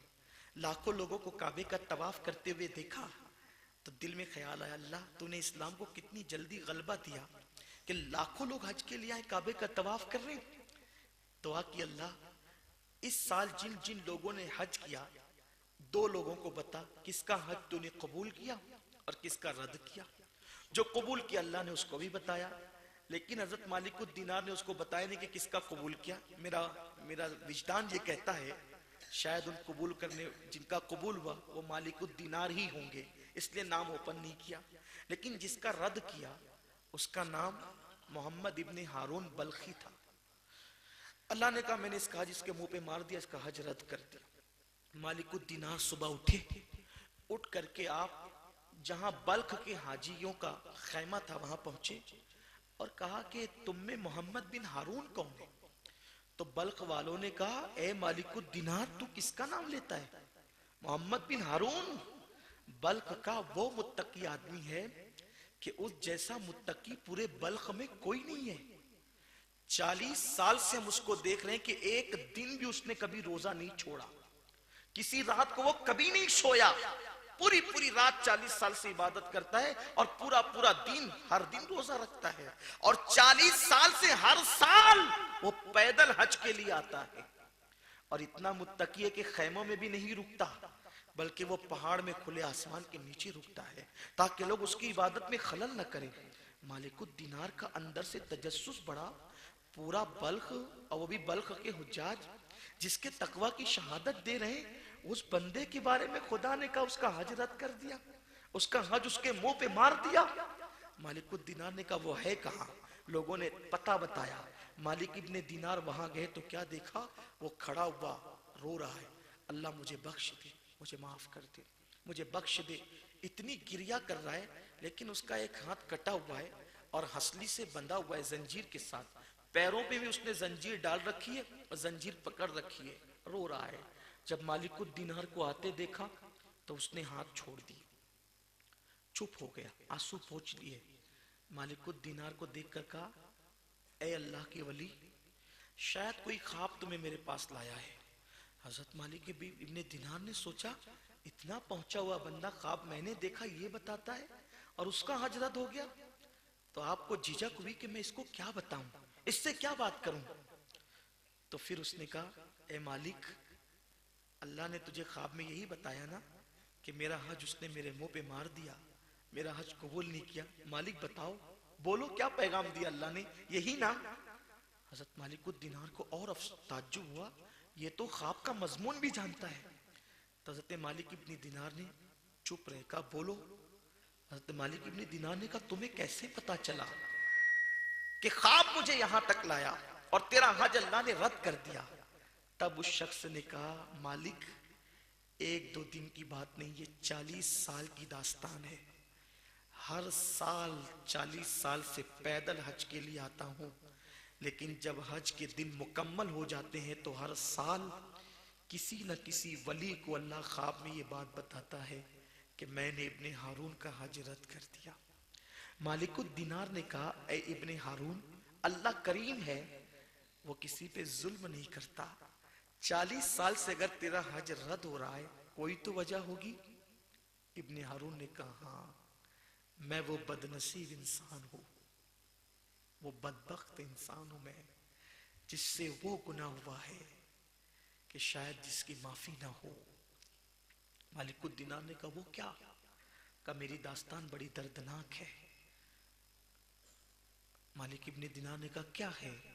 इब्ने हारून बयान करता है, मेरे वो जवान जो माँ बाप को घूर के देखते हैं, मेरे वो जवान जो माँ बाप को घर से निकाल देते हैं, मेरे वो जवान जो माँ बाप को तरसाते तड़पाते और रुलाते हैं। अब जरा वो दिल के कानों से सुने, इब्ने हारून के 40 साला हज की रद्द करने के पीछे राज क्या था। इब्ने हारून कहता है, मालिक, जवानी की इब्तिदा थी, इब्तिदाई जवानी में बुरे दोस्तों की सोबत मिल गई और जब बुरे दोस्तों की सोबत मिली तो बुरे दोस्तों ने मुझे नशे और शराब का आदी बना दिया।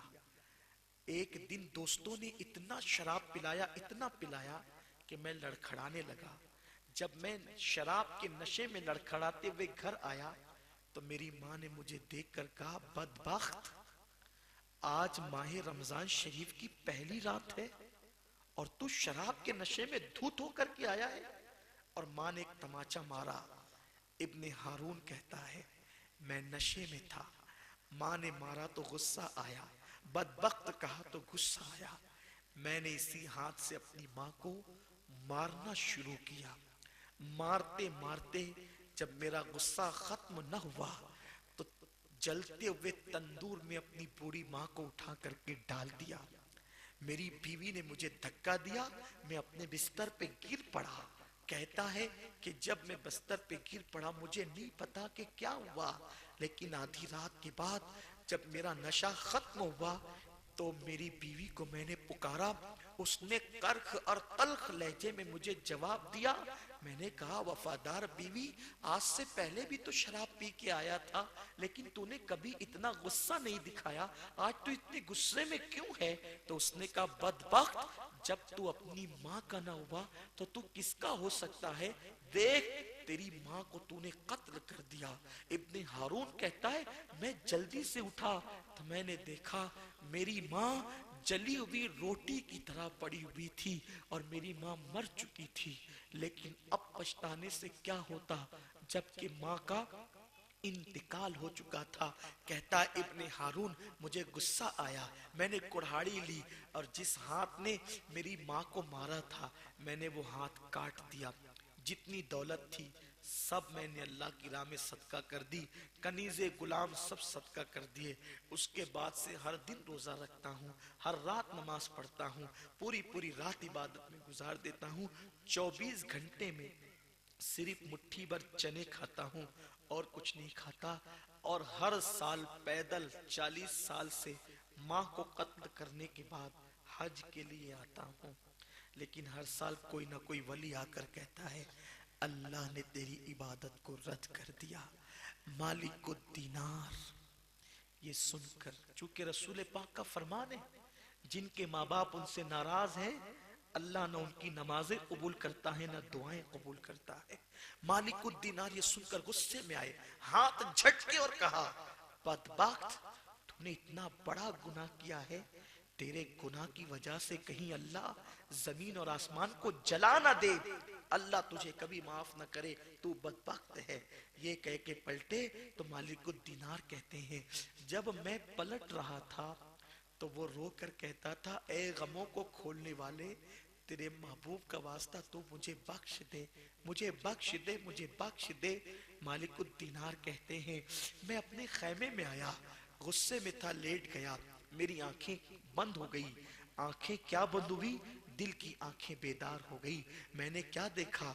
मेरे ख्वाब में आमिना के लाल, अब्दुल्ला के लखते जिगर, कायदुल मुरसलीन सैयदुल आलमीन, मेरे आका जाने रहमत तशरीफ लाए। हुजूर आए तो आका ने फरमाया, ए मालिकुद दीनार, तूने उसको क्यों मायूस किया, ना उम्मीद क्यों किया? मैंने अर्ज किया, आका उसने कितना बड़ा जुर्म किया, कितना बड़ा पाप किया, माँ को कत्ल कर दिया हुजूर उसने।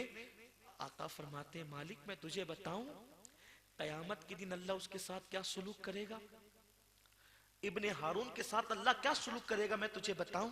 मालिक इब्ने दीनार ने कहा, ऐ जाने रहमत, गरीब परवर बंदा नवाज आका, बिल्कुल बताएं हुजूर, मेरे माँ बाप आप पे कुर्बान, अल्लाह उसके साथ क्या सुलूक करेगा? आका फरमाते हैं, कयामत के दिन उसकी माँ और वो दोनों अल्लाह की अदालत में पेश होंगे तो अल्लाह ताला उसकी माँ के हक में फैसला करेगा और उसके खिलाफ फैसला करेगा। और फिर अल्लाह ये फैसला करेगा, ले जाओ इब्ने हारून को जहन्नम में डाल दो, माँ का कातिल है, शराबी है, उसे जहन्नम में डाल दो। इतनी इबादतों के बाद, इतने हज के बाद भी उसको जहन्नम में डाला जाएगा। आका फरमाते हैं, अभी 3 दिन ही वो जहन्नम में जलेगा। कितने दिन? 3 दिन। उन 3 दिन के बारे में फरमाया गया, वो जो 3 दिन होंगे वो दुनिया का एक ये जो जहन्नम का एक दिन होगा वो दुनिया के 50,000 साल के बराबर एक दिन होगा। 50,000 साल का एक दिन होगा। इस तरह वो 3 दिन जहन्नम में जलेगा। अल्लाह उसकी माँ को इब्ने हारून की याद दिलाएगा। उसकी माँ अल्लाह से पूछेगी, ए अल्लाह, मेरा बेटा इब्ने हारून कहाँ है? उसकी माँ अल्लाह से पूछेगी, अल्लाह, मेरा बेटा इब्ने हारून कहाँ है? अल्लाह फरमाएगा, उसने तुझे कत्ल किया, उसने तुझे तंदूर में डाल के जला दिया, इस वजह से मैंने उसको जहन्नम में डाल दिया। माँ की ममता तड़प जाएगी। वहां कातिल बेटे के लिए उन बेटों को खुशखबरी है जिन्होंने इस हाल में माँ को दफनाया कि माँ उससे खुश थी, बाप को इस हाल में दफनाया कि बाप खुश था। अरे जो खुश थे उनकी शान क्या होगी? जिसने कत्ल किया था माँ को, आका फरमाते जब उसकी माँ को पता चलेगा कि मेरा बेटा जहन्नम में जल रहा है, अल्लाह फरमाएगा तुझे कत्ल किया इसलिए वो जहन्नम में है। माँ कहेगी, अल्लाह, क्या मेरे बेटे को जहन्नम से निकाला नहीं जा सकता? माँ की ममता वहां भी था। ये माँ है। कातिल बेटे के लिए कयामत में माँ की ममता यूं तड़प रही है, अल्लाह, मेरे बेटे को जहन्नम से रिहाई नहीं हो सकती। अल्लाह फरमाएगा, अगर तू माफ कर दे तो मैं भी माफ कर दूंगा, अगर तू माफ कर दे तो मैं भी माफ कर दूंगा। वो माँ कहेगी, अल्लाह, मैंने अपने बेटे को माफ किया लेकिन मैं उसको जहन्नम में नहीं देख सकती। अल्लाह फरमाएगा, इसके बेटे को निकालो और इसकी माँ के साथ जन्नत में दाखिल कर दो।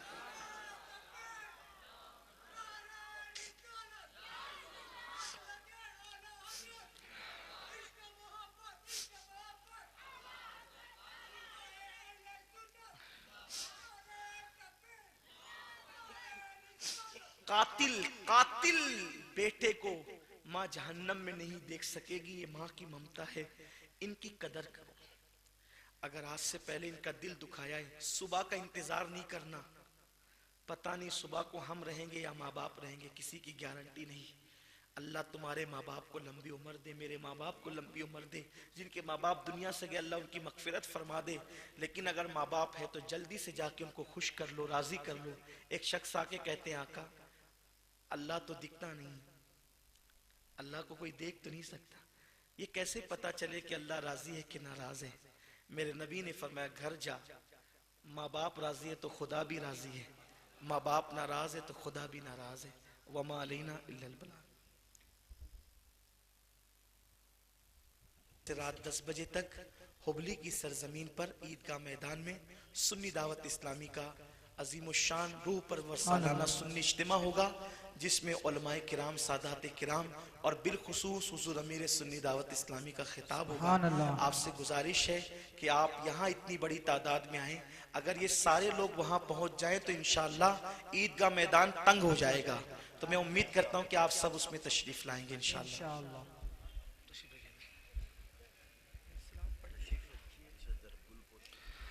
आप हजरात हुबली से अब्दुल लतीफ भाई से गुजारिश करता हूँ कि वह तशरीफ लाए और साहिब क़िबला की खिदमत में गुलाए अकीदत पेश करे।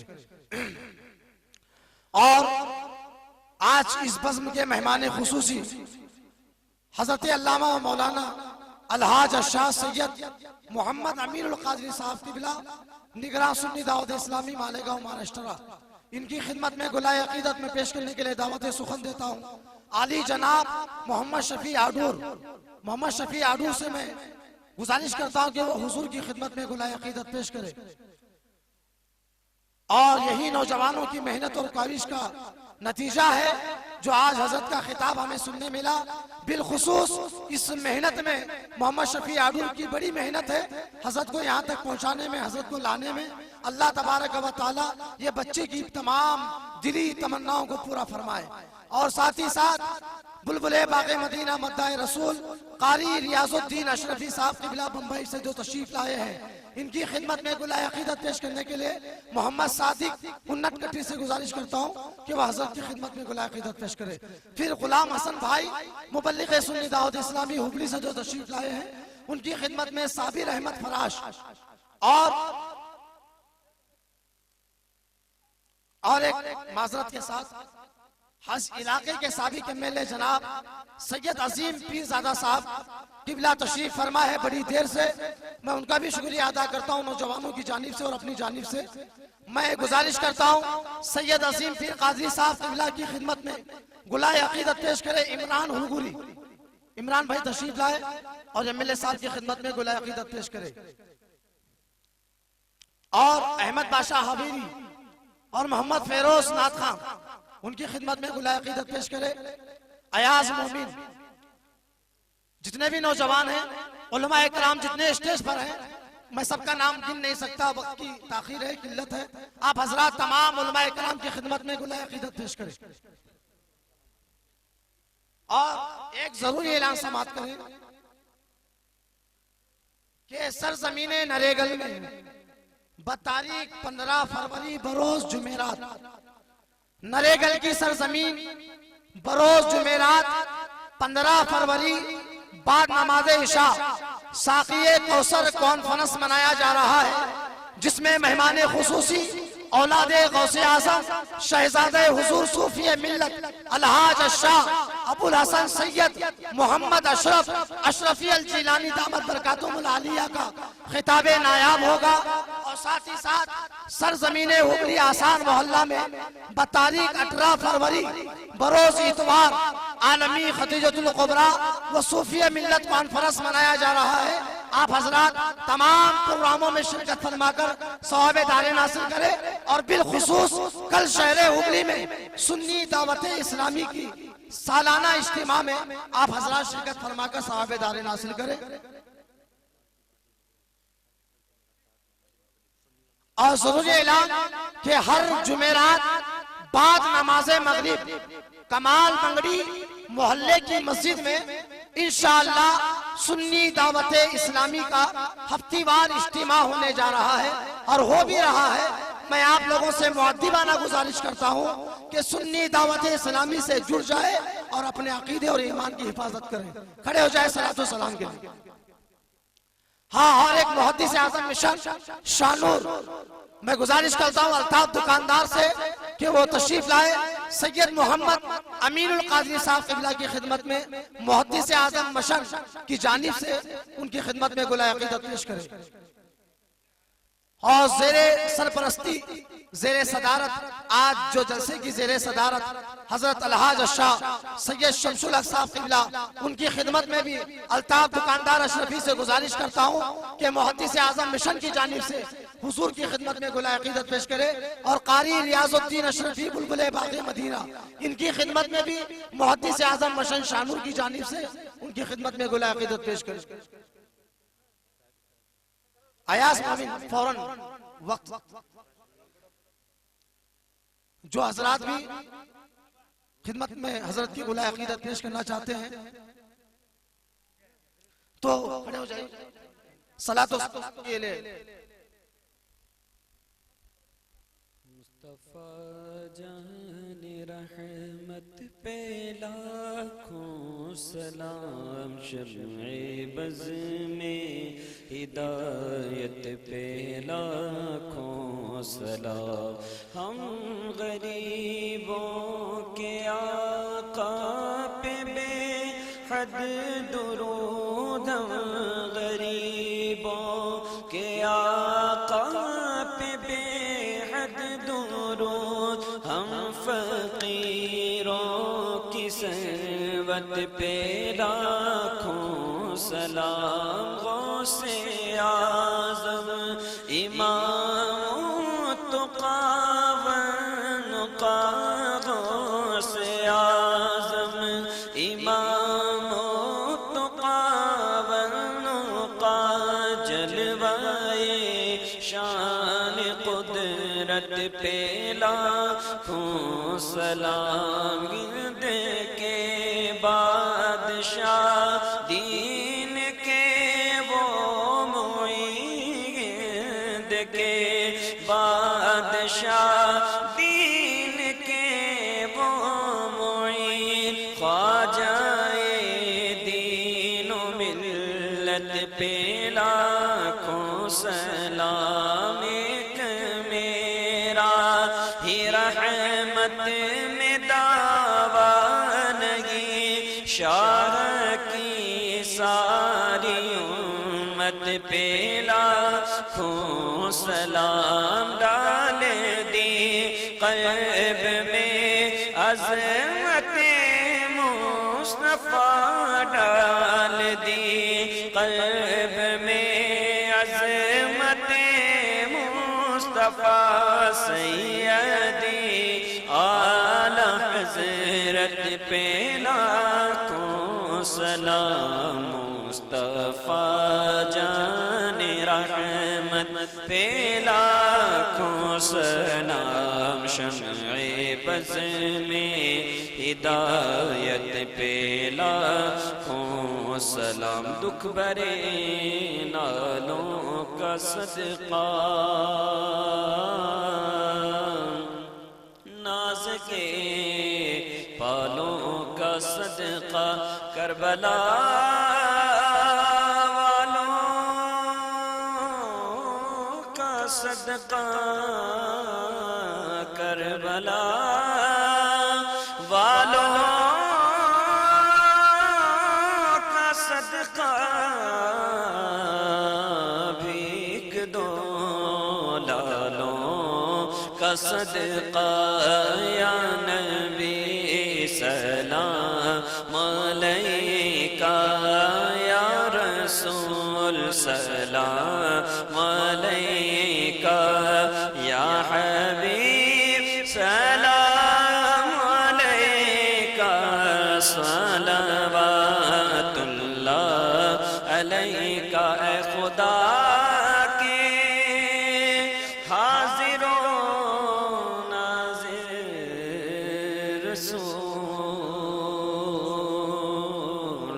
तलअल बद्रो अलैना मिन सनियतिल वदाई, वजब शुक्रो अलैना मा दआ लिल्लाहि दाई, या नबी सलाम अलैका, या रसूल सलाम अलैका, या हबीब सलाम अलैका, सलवातुल्लाह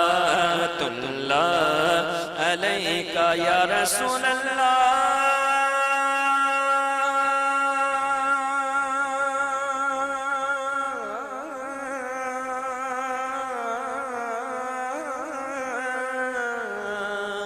या हबीब अल्लाह, क्या कहूँ कितने हंसी हो, बढ़ के यूसुफ से कहीं हो, हुस्न में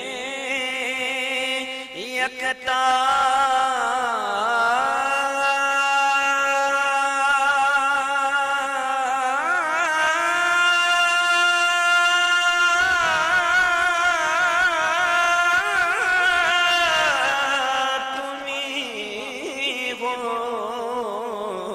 हुस्न में यकता तुम्ही हो,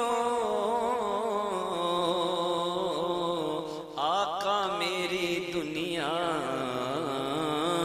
तुम्ही हो, या नबी सलाम अलैका, या रसूल सलाम अलैका, या हबीब सलाम अलैका, सलवातुल्लाह अलैका। क्या कहूँ कितने हंसी हो, बढ़ के यूसुफ से कहीं वो, हुस्न में यकता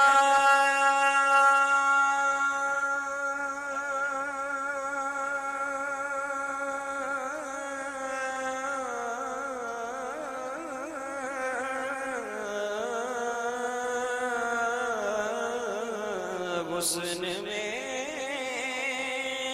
यकता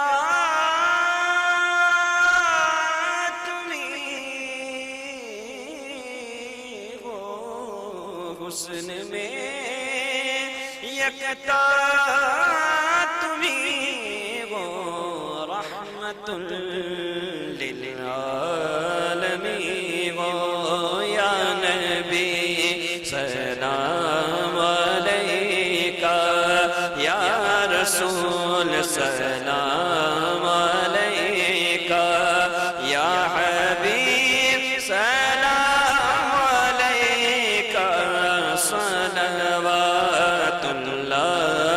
अलैका ए खुदा के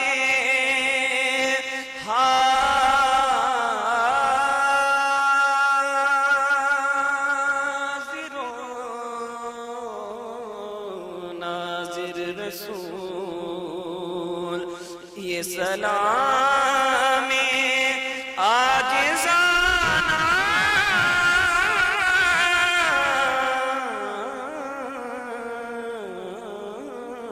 वो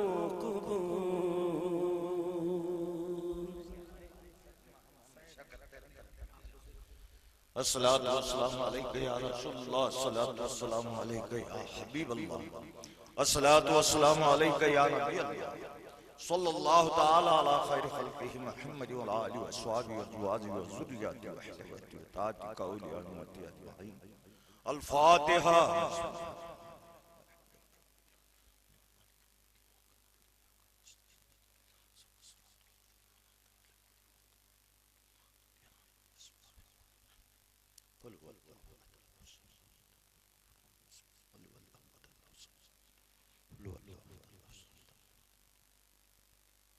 اللهم صل على سيدنا مولانا محمد سيدنا مولانا محمد كما تحب وترضى بنت صلاة وسلام عليك يا رسول الله صلى الله تعالى इलाहुल आलमीन मालिका कार सजा परवरदिगारा बंदा नवाजा या अल्लाह या रहमान या रहीम।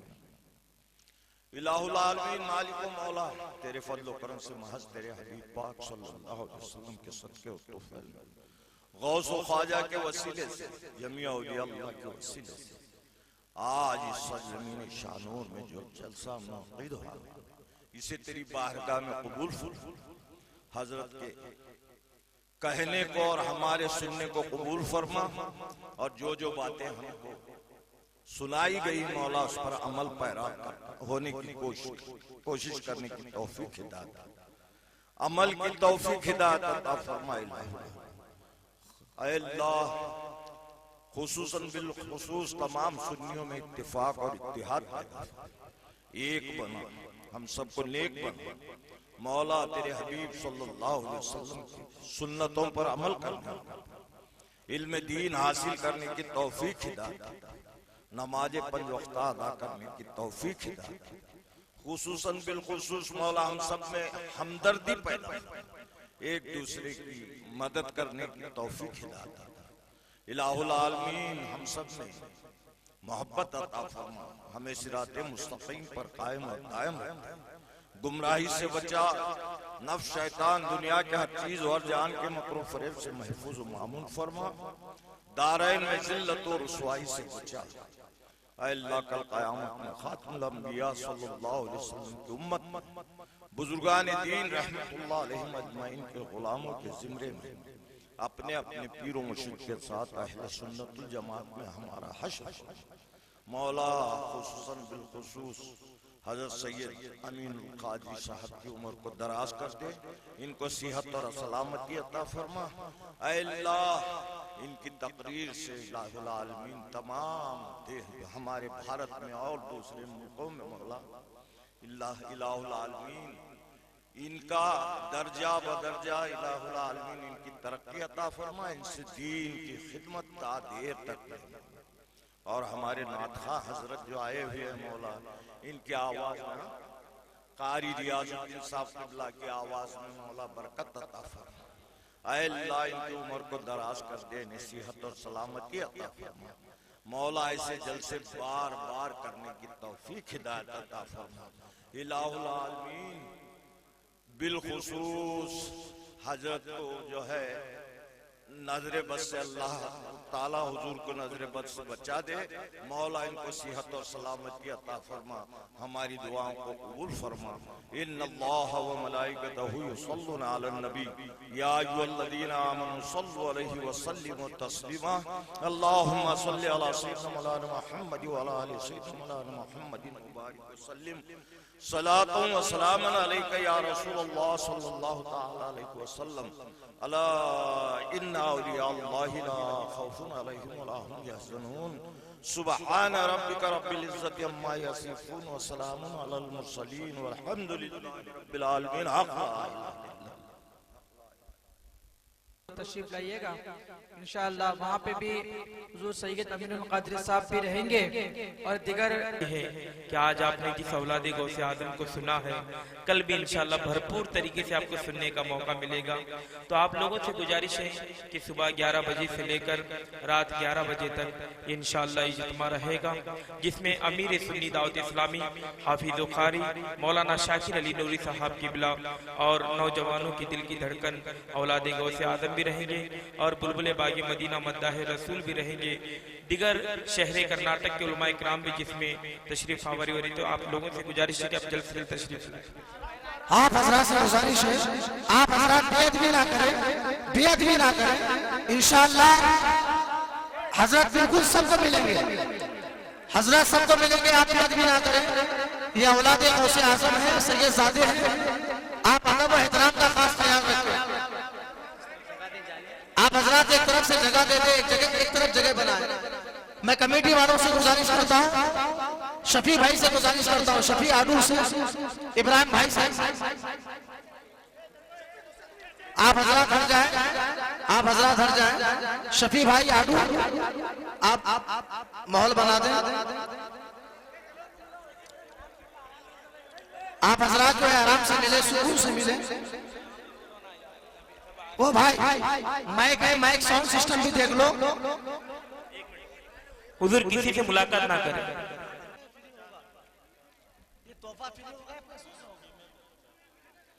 अच्छा, ये आप हजरत भाई, हजरत से मैं गुजारिश करता हूँ कि किसी से मुसाफा ना करें। जब तक ये लोग डिसिप्लिन नहीं बनाएंगे हजरत उड़ जाएंगे, हजरत उड़ जाएंगे। आप देखो,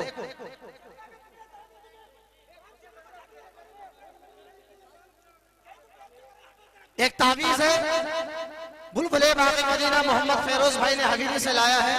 50 रुपया इसकी कीमत बताई जा रही है। जो हजरात नक्श लेना चाहते हैं वो नक्श लेकर सलाम या नबी या नबी या सलाम